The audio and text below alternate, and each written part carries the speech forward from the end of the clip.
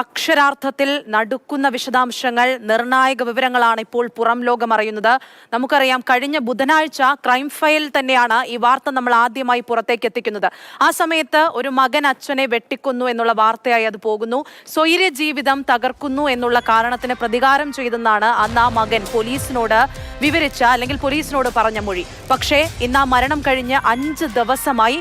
ഈ സമയത്തേക്ക് പുറത്തു വരുന്നത് പേടിപ്പിക്കുന്ന കാര്യങ്ങളാണ്. ആ വീട്ടിൽ ചെന്നപ്പോൾ ജിബിൻ കണ്ട കാഴ്ചകൾ വിവരിക്കും. അനശ്വര 6 വർഷക്കാലം ഒരു മകനെ പേടിച്ച് ഒരു അമ്മയും അച്ഛനും വീട്ടിനുള്ളിൽ ഒതുങ്ങി താമസിക്കുന്നു. ഒരാളെ ഈ 28 വെട്ട് കൊണ്ട് മരിച്ച അച്ഛൻ ആ ഒരു മരണവേദനയേക്കാൾ അനുഭവിച്ചിട്ടുണ്ടായിരിക്കും ഈ ഒരു 6 വർഷം ആ വീട്ടിൻ്റെ അകത്ത് എന്നുള്ള കാര്യം നമുക്ക് തീർച്ചയായും പറയാൻ സാധിക്കും. കാരണം അത്രയധികം വേദനകളാണ് ഈ ഒരു പിതാവും മാതാവും ആ ഒരു വീട്ടിൽ അനുഭവിച്ചിട്ടുള്ളത്. സ്വന്തം അച്ഛനെയും അമ്മയും മുടിയിൽ തൂക്കുക, അല്ലെങ്കിൽ കഴുത്തിൽ തൂക്കി നിർത്തുക, അല്ലെങ്കിൽ അവരുടെ മുഖത്തേക്ക് തുപ്പുക, ഇങ്ങനെയുള്ള നീച പ്രവൃത്തികളാണ് ഈ പ്രജിൻ ജോസ് എന്ന് പറയുന്ന 28 വയസ്സുകാരനായ മെഡിക്കൽ വിദ്യാർത്ഥിയായിരുന്ന ഒരു യുവാവിൻ്റെ ഭാഗത്ത് നിന്ന് മാതാപിതാക്കൾക്ക് നേരെ ഉണ്ടായിരിക്കുന്നത്. നേരത്തെ അനശ്വര പറഞ്ഞ ഒരു കാര്യമുണ്ട്. കാരണം നമുക്ക് ഈ പ്രജിൻ ജോസിൻ്റെ മുറിയിലേക്ക് കയറി കഴിഞ്ഞാൽ കാണാൻ സാധിക്കുന്ന ദൃശ്യങ്ങളെന്ന് പറയുന്നത് വളരെയധികം പേടിപ്പെടുത്തുന്നതാണ്. നമ്മൾ പല സിനിമകളിൽ, അല്ലെങ്കിൽ ഈ ബ്ലാക്ക് മാജിക്കിൻ്റെയോ അത്തരത്തിലുള്ള സിനിമകളിലൊക്കെ കണ്ട് മാത്രം പരിചയമുള്ള കാര്യങ്ങളാണ് ഈ പ്രജിൻ ജോസിൻ്റെ മുറിയിൽ കയറി കഴിഞ്ഞാൽ നമുക്ക് കാണാൻ സാധിക്കുന്നത്. കാരണം പ്രജിൻ ജോസ് പല പേപ്പറുകളിലായി എഴുതി വെച്ച കുറച്ച് കാര്യങ്ങളുണ്ട്. കാരണം ഐ ആം എ സൈക്കോ എന്ന് എഴുതിയിട്ട മറ്റൊരു പേപ്പറിൽ അദ്ദേഹം ഒരാളെ കൊന്നതിന് ശേഷം ആ തലയോട്ടിയും ഒരു തലയും ഒക്കെ ചങ്ങലിൽ തൂക്കി കഴുത്തിലിട്ടുകൊണ്ട് നടക്കുന്ന ഒരു യുവാവിൻ്റെ ചിത്രമാണ് ഏറ്റവും ഒടുവിലായി പ്രജിൻ ജോസ് വരച്ച് മേശപ്പുറത്ത് വെച്ചിട്ടുള്ളത്. അതിൽ മറ്റൊരു കാര്യം കൂടി എഴുതിയിട്ടുണ്ടായിരുന്നു പ്രജിൻ ജോസ് ഇംഗ്ലീഷിൽ. അതായത് 5 പേരെ കൊല്ലുന്നത്, ഒരാൾ 5 പേരെ കൊല്ലുന്നു, അതിൽ ആദ്യത്തെ ആളെ കൊല്ലുന്നത് ഞാൻ നേരിട്ട് കണ്ടു, ഇനി ആ 4 പേര് കൂടി ലക്ഷ്യമുണ്ട്, ആ 4 പേര് ഓടിപ്പോകുന്നതൊക്കെ തന്നെ പേടിച്ചോടുന്നതൊക്കെയാണ് മനസ്സിൽ കാണുന്നു എന്നുള്ള, എന്താണ് പറയുന്നത്, നമുക്ക് മനുഷ്യ മനസാക്ഷി ഞെട്ടിക്കുന്ന കുറച്ച് കാര്യങ്ങളാണ് പ്രജിൻ ജോസ് ആ പേപ്പറുകളിൽ എഴുതി വെച്ചിട്ടുള്ളതും വരച്ച് വെച്ചിട്ടുള്ളതും. മറ്റൊരു കാര്യമെന്ന് പറയുന്നത്, ഈ പ്രജിൻ തന്നെ സ്വന്തമായി തയ്യാറാക്കിയ കുറച്ച് വസ്തുക്കൾ ആ മുറിയിലുണ്ടായിരുന്നു. സാത്താൻ സേവയ്ക്കും മറ്റു കാര്യങ്ങൾക്കൊക്കെ തന്നെ ഉപയോഗിക്കുന്ന അത്തരത്തിലുള്ള മാതൃകയിലുള്ള കത്തികളൊക്കെയാണ് പ്രജിൻ ജോസ് സ്വന്തമായി വെൽഡ് ചെയ്തൊക്കെ തന്നെ ആ മുറിയിൽ സൂക്ഷിച്ചിരിക്കുന്നത്. ഈ ആദ്യ കാലഘട്ടത്തിൽ വേട്ടക്കാരൊക്കെ തന്നെ ഉപയോഗിച്ചിരുന്ന, പ്രാചീന മനുഷ്യർ വേട്ടയ്ക്കായി ഉപയോഗിച്ചിരുന്ന കുറച്ച് ബാറ്റിൽ റാറ്റ് എന്ന് പറയുന്ന അത്തരത്തിലുള്ള എക്യുപ്മെന്റ്സ് ഉണ്ട്. അതൊക്കെ തന്നെ ഈ പ്രജിൻ ജോസ് എന്ന് പറയുന്ന 28-കാരൻ മെഡിക്കൽ വിദ്യാർത്ഥിയായിരുന്ന ഒരു കുട്ടിയെന്ന് കൂടി ഓർമ്മിക്കണം, ആ ഒരു കുട്ടി മുറിയിൽ ഉണ്ടാക്കി വെച്ചിരിക്കുന്നു. മറ്റൊരു കാര്യം എന്ന് പറയുന്നത്, ഈ അമ്മ പറയുന്നത് പോലെ തന്നെ ഇത്തരത്തിലുള്ള ഈ ഒരു സാത്താൻ സേവയുമായി ബന്ധപ്പെട്ടുള്ള മ്യൂസിക്കൊക്കെ പ്രജിൻ രാജ് രാത്രിയിൽ കേൾക്കുന്നു, കറുത്ത വസ്ത്രങ്ങൾ അണിയുന്നു, അല്ലെങ്കിൽ ചുവപ്പ് വസ്ത്രങ്ങൾ, ഇത്തരത്തിലുള്ള വസ്ത്രങ്ങൾ മാറി മാറി അണിഞ്ഞ് വീട്ടിനുള്ളിൽ ഒരു പരിഭ്രാന്തി സൃഷ്ടിക്കുന്നു. അച്ഛനും അമ്മയ്ക്ക് ആ വീട്ടിൻ്റെ 2ാമത്തെ നിലയിലേക്ക് പ്രവേശനമില്ല. ഓർക്കണം, കഴിഞ്ഞ ഇത്രയും വർഷക്കാലമായി അച്ഛനും അമ്മയ്ക്ക് ഈ ഒരു 6 വർഷക്കാലം മകൻ്റെ മുറിയിലേക്ക് പ്രവേശിക്കാൻ സാധിക്കില്ല എന്നുള്ള ഒരു അവസ്ഥ കൂടി ആലോചിക്കണം. ഒരു വീട്ടിൽ താമസിച്ചിരുന്നുകൊണ്ട് ആ മുറിയിലേക്ക് കയറിക്കഴിഞ്ഞാൽ മറ്റൊരു കാര്യമുണ്ട്, കുറച്ച് ഭസ്മങ്ങൾ അവിടെ വെച്ചിട്ടുണ്ട്, മഞ്ഞപ്പൊടികൾ ഉണ്ട്. അത്തരത്തിൽ നമ്മൾ കണ്ടു കഴിഞ്ഞാൽ ഈ ഒരു വലിയൊരു വീടാണ്. പക്ഷേ ആ വീട്ടിനുള്ളിൽ കയറി കഴിഞ്ഞാൽ, പ്രത്യേകിച്ച് പ്രജിൻ ജോസ് എന്ന് പറയുന്ന യുവാവിൻ്റെ മുറിയിലേക്ക് കയറി കഴിഞ്ഞാൽ പേടിപ്പെടുത്തുന്ന കാര്യങ്ങൾ മാത്രമേ ആ ഒരു മുറിയിലുള്ളൂ എന്നുള്ള ഒരു കാര്യമാണ് നമുക്ക് കാണാൻ സാധിക്കും. മറ്റൊരു കാര്യമെന്ന് പറയുന്നത്, ആ ഒരു ചിത്രത്തിൽ വരച്ചു വെച്ചിരുന്ന കാര്യമുണ്ട്.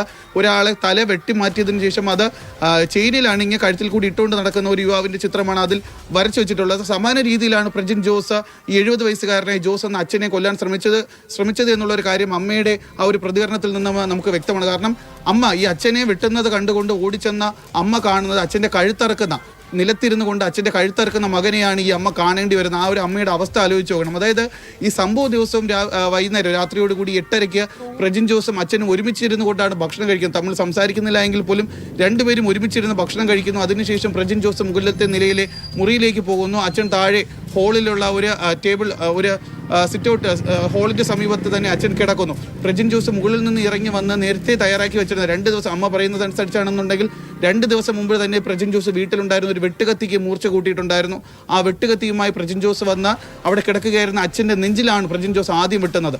ഇത് കണ്ട് നിലവിളിച്ചുകൊണ്ടാണ് ഈ പ്രജിൻ ജോസിൻ്റെ അച്ഛൻ വെളിയിലേക്ക് ഇറങ്ങി ഓടാൻ ശ്രമിക്കുന്നത്. അടുക്കള ഭാഗം വഴി വെളിയിലേക്ക് ഓടി ഇറങ്ങാൻ ശ്രമിക്കുന്നു. അപ്പോൾ അടുക്കള വാതിലിൻ്റെ കുറ്റിയെടുക്കാൻ ശ്രമിക്കുമ്പോൾ ആ കൈക്കാണ് പ്രജിൻ ജോസ് 2ാമത് വെട്ടുന്നത്. ആ വെട്ടുകൊണ്ട് തിരികെ തൻ്റെ മകനെ നോക്കുന്ന പ്രജിൻ ജോസ് ജോസിന് നേരെ വീണ്ടും മകൻ കഴുത്തിനും തലയ്ക്കും വീണ്ടും വെട്ടിപ്പരിപ്പേൽക്കുന്ന ഒരു സാഹചര്യമാണുള്ളത്. ഈ സമയത്താണ് അമ്മ പ്രാർത്ഥിച്ചുകൊണ്ടിരുന്ന അമ്മ അവിടേക്ക് ഓടിയെത്തുന്നതും മകനെ ബലം പ്രയോഗിച്ച് അവിടെ നിന്ന് മാറ്റാൻ ശ്രമിക്കുന്നു. പക്ഷേ അമ്മയെ കൊണ്ട് പറ്റുന്ന രീതിയിലൊക്കെ തന്നെ ബലം പ്രയോഗിച്ച് മാറ്റാൻ ശ്രമിച്ചെങ്കിൽ പോലും പ്രജിനെ അമ്മയ്ക്ക് തടയാൻ സാധിച്ചില്ല. തുടർന്ന് അമ്മ ആ വീട്ടിൻ്റെ പുറകെ വശത്ത് കൂടി ഇറങ്ങി ഓടി റോഡിൽ ചെന്ന് ആരെങ്കിലും വിളിക്കാൻ ശ്രമിക്കുന്നു മകനെ തടയുന്നതിന്. പക്ഷേ ഈ രാത്രി ആയതുകൊണ്ട് തന്നെ ഏകദേശം 9:15 മണിയൊക്കെ തന്നെയായിരുന്നു. അതുകൊണ്ട് തന്നെ ആരും അവിടെ നിന്ന് കാണാൻ സാധിച്ചില്ല. തിരികെ ആ വാതിലിൽ കൂടി കയറി വന്ന അമ്മ കണ്ടത് തൻ്റെ ഭർത്താവിനെ, സ്വന്തം മകൻ നിലത്ത് ഇരുന്നു കൊണ്ട് കഴുത്തറുത്ത് മാറ്റാൻ ശ്രമിക്കുന്ന ഒരു മകനെയാണ് അമ്മ കാണുന്നത്. അമ്മ പറയുന്ന മറ്റൊരു കാര്യം കൂടിയുണ്ട്. അച്ഛൻ മരിച്ചോ എന്ന് ഉറപ്പുവരുത്തുന്നതിന് വേണ്ടി പിന്നീട് പോയ മകൻ തിരികെ വന്നുകൊണ്ട് അച്ഛൻ്റെ കഴുത്തിൽ പൾസ് നോക്കുന്ന ഒരു അവസ്ഥ കൂടി ഉണ്ടായി എന്നാണ് അമ്മ പറയുന്നത്. അത്രയും വേദന ജനിപ്പിക്കുന്ന ഒരു കാഴ്ചയാണ് ആ അമ്മയ്ക്ക് അവിടെ നിന്ന് അനുഭവിക്കേണ്ടി. എന്തായാലും അമ്മ പറയുന്ന ഏറ്റവും ഒരു കാര്യമുണ്ട്. കാരണം ചെന്താമര ഇതുപോലെ സമാന രീതിയിൽ ഒരു കൊലപാതകം നടത്തി അകത്ത് പോയി ചെന്താമര വീണ്ടും വർഷങ്ങൾക്ക് ശേഷം പുറത്ത് വന്ന് വീണ്ടും കൊലപാതകം നടത്തുന്ന ക്രൂരമായ കൊലപാതകങ്ങൾ നടത്തുന്ന സാഹചര്യം നമ്മൾ കണ്ടതാണ്. അതുപോലെ തന്നെയാണ് ഇവിടെയും പ്രജിൻ്റെ മനസ്സിൽ ഇനിയും ഒരുപാട് കൊലകൾ നടത്താനുള്ള ആ ഒരു മാനസികാവസ്ഥയിലാണ് പ്രജിൻ ഇപ്പോഴുമുള്ളത്. അതുകൊണ്ട് തന്നെ തൻ്റെ മകൻ എന്നെങ്കിലും ജിബിൻ, ഒരു കാര്യം ചോദിക്കട്ടെ. 2019 ചൈനയിൽ നിന്നും പഠനം പൂർത്തിയാക്കി ഗ്രാജുവേഷൻ കഴിഞ്ഞ് ഇവിടെ എത്തിയ ആളാണ്. ഒരു സർട്ടിഫിക്കറ്റ് കിട്ടുന്നതുമായി ബന്ധപ്പെട്ട് യൂണിവേഴ്സിറ്റിയിൽ നിന്നും സർട്ടിഫിക്കറ്റ് കിട്ടുന്നതുമായി ബന്ധപ്പെട്ട് ചില പ്രശ്നങ്ങൾ ഉണ്ടായിരുന്നു. അതിന് സ്വന്തം അച്ഛൻ തന്നെയാണ് എല്ലാത്തിനും ഇദ്ദേഹത്തിന്റെ കൂടെ ഉണ്ടായിരുന്നത്. ഈ 2019 മുതൽ ഈ 2025 ഫെബ്രുവരി വരെയും ഈ അച്ഛനും അമ്മയും അനുഭവിച്ചത്, അല്ലെങ്കിൽ പേടിപ്പെട്ടാണ് അവർ ആ വീട്ടിൽ താമസിച്ചതെന്ന് ആ അമ്മയുടെ പ്രതികരണത്തിൽ നിന്നും ബന്ധുവിന്റെ പ്രതികരണത്തിൽ നിന്നും നമുക്ക് മനസ്സിലാവുന്നുണ്ട്. പക്ഷെ എന്തുകൊണ്ട് ഇവർ ഇത് മകൻ ഇങ്ങനെയൊരു സ്വഭാവമുണ്ടെന്ന് അടുത്ത ബന്ധുക്കളോട് പോലും പറയാതിരുന്നു എന്നുള്ളതാണ്. അതിൽ നിന്ന് അതായത് തൊട്ട് കുറച്ച് നിമിഷം മുമ്പ് നമ്മൾ കേട്ട ഒരു പ്രതികരണമുണ്ട്. ഇവരുടെ ഏറ്റവും അടുത്ത ബന്ധുവായിട്ടുള്ള ഷൈൻ കുമാർ എന്ന് പറയുന്ന ഒരാൾ, ആ നാട്ടിലെ ഒരു പൊതുപ്രവർത്തകൻ കൂടിയാണ്, ജില്ലാ പഞ്ചായത്ത് അംഗമൊക്കെയാണ്. അദ്ദേഹം പറഞ്ഞ ഒരു കാര്യമുണ്ട്. കാരണം ഇവർക്ക് ആദ്യം ഒരു മകൻ ഉണ്ടായിരുന്നു. മകൻ ഏകദേശം 9 വയസ്സ് പ്രായമുള്ളപ്പോൾ മരിക്കുന്നു. അതിനുശേഷം 2 വർഷത്തിന് ശേഷമാണ് ഈ പ്രജിനെ ഈ മാതാപിതാക്കൾ കിട്ടുന്നത്. അതിനുശേഷം ഈ ഒരു മകൻ മരിച്ചത് കൂടി കണക്കാക്കിയിട്ടായിരിക്കാം മറ്റാർക്കും കൊടുക്കാത്ത രീതിയിൽ വളരെയധികം സ്നേഹിച്ചും ലാളിച്ചുമാണ് ഈ പ്രജിൻ ജോസ് എന്ന് പറയുന്ന പയ്യനെ ഈ വീട്ടുകാർ വളർത്തിക്കൊണ്ടുവന്നത്, അല്ലെങ്കിൽ കുടുംബക്കാരൊക്കെ ചേർന്നുകൊണ്ട് ഈ പ്രജിൻ ജോസിനെ നോക്കിയത്.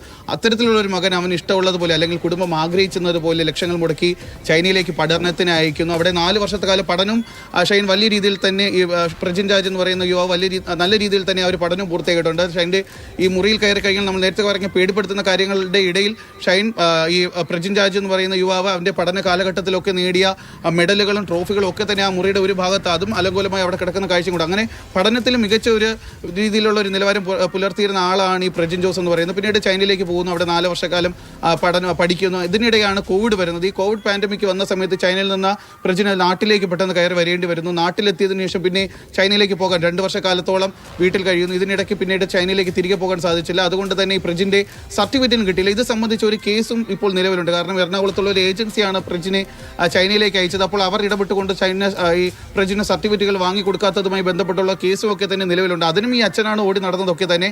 അത്തരത്തിലുള്ള കാര്യങ്ങൾക്ക് വേണ്ടി അച്ഛൻ ഓടി നടന്നിട്ട് വലിയ ദുരൂഹതകളാണ് ജിബിൻ, ഇതിന് പിന്നിൽ വലിയ ദുരൂഹതകളാണ് പുറത്തു വരുന്നത്. ഇപ്പോൾ ദൃശ്യങ്ങൾ നമ്മൾ കണ്ടതിൽ നിന്ന്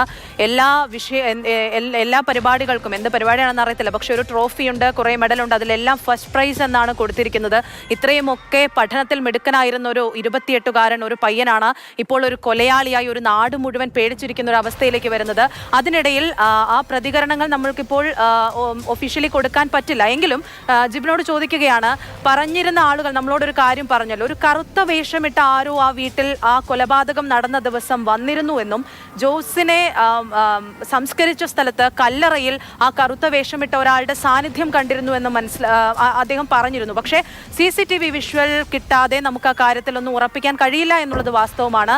പക്ഷെ എന്നാലും അതുമായി ബന്ധപ്പെട്ട വിശദാംശങ്ങളും ഈ കേസ് ഇത്രയൊക്കെ കാര്യങ്ങൾ നാട്ടുകാരൊക്കെ ബന്ധുക്കളടക്കം സ്വന്തം അമ്മയടക്കം ഇത്രയും സംശയങ്ങൾ പറയുമ്പോൾ ഇതിനെപ്പറ്റി പോലീസ് എന്താണ് പറയുന്നത് എന്നതുകൂടി. അനശ്വര, ആ ഒരു സംശയം എന്ന് പറയുന്നത് അത് കുറച്ചുകൂടി ആശങ്ക അല്ലെങ്കിൽ ഒരു ഭീതി പരത്തുന്ന കാര്യമാണ്. അതുകൊണ്ട് തന്നെയാണ് നമുക്ക് ക്യാമറയിൽ അത്തരത്തിലുള്ള പ്രതികരണങ്ങൾ നമുക്ക് റെക്കോർഡ് ചെയ്യാൻ സാധിക്കാത്തത്. അത് കൊടുക്കുന്നതിനൊക്കെ തന്നെ വലിയ രീതിയിൽ പരിമിതിയുണ്ട്. എന്നാലും ആ നാട്ടുകാർ, അല്ലെങ്കിൽ പ്രത്യേകിച്ച് ആ വീട്ടുകാരുടെ ആ ഒരു പരിഭ്രാന്തി നമുക്ക് പുറത്ത് പറയുന്നതിൽ തെറ്റില്ല. കാരണം അവർ പറയുന്നത് ഇദ്ദേഹം മരിച്ചു, അതായത് ഈ ജോസ് എന്ന് പറയുന്ന അദ്ദേഹം കൊല്ലപ്പെട്ടു. തൊട്ടടുത്ത ദിവസം മൃതദേഹം മോർച്ചറിലാണ് സൂക്ഷിച്ചിരിക്കുന്നത്. കാരണം വിദേശത്ത് നിന്ന് ബന്ധുക്കൾ വരാനുണ്ടായിരുന്നു. പക്ഷേ ഈ ഒരു സമയത്ത് രാത്രിയിൽ വീട്ടിൽ ഒരു കറുത്ത വസ്ത്രധാരി എത്തി ഈ പ്രജിൻ ജോസിൻ്റെ 2ാമത്തെ നിലയിലെ മുറിയിലേക്ക് കയറി പോകുന്നത് സഹോദരി കിടപ്പുമുറിയിൽ കിടന്നുകൊണ്ട് കണ്ടു എന്നാണ് അവിടെ നിന്ന് അടുത്ത ബന്ധുക്കൾ തന്നെ പറയുന്നത്. തുടർന്ന് ഈ യുവതി ഈ സഹോദരി ഇവരുടെ ഭർത്താവിനെ വിളിച്ചു കൊണ്ടുവരുന്നു. പക്ഷേ അവിടെ പരിശോധന നടത്തിയ സമയത്തൊന്നും തന്നെ ഈ കറുത്ത വസ്ത്രധാരിയെ ആ വീട്ടിനുള്ളിൽ കണ്ടെത്താൻ സാധിച്ചില്ല. പക്ഷേ കുറച്ച് കഴിഞ്ഞതിന് ശേഷം ഇദ്ദേഹത്തെ തൊട്ടടുത്ത ദിവസം ഇദ്ദേഹം സംസ്കരിച്ചിരുന്ന സ്ഥലമുണ്ട്, അതായത് വീട്ടിന് തൊട്ട് പുറകുവശത്തുള്ള ഒരു റബ്ബർ തോട്ടമാണ്. അതിൻ്റെ ഭാഗത്തായിട്ടാണ് തന്നെയാണ് അദ്ദേഹത്തെ സംസ്കരിച്ചിരിക്കുന്നത്. അവിടെയും ഈ കറുത്ത വസ്ത്രധാരിയുടെ സാന്നിധ്യം ഉണ്ടായിരുന്നു എന്നാണ് അവിടെ മെഴുകുതിരി കത്തിക്കാനെത്തിയ ചിലരൊക്കെ തന്നെ, പ്രത്യേകിച്ച് കുട്ടികൾ കണ്ടതായി പറയുന്നത്.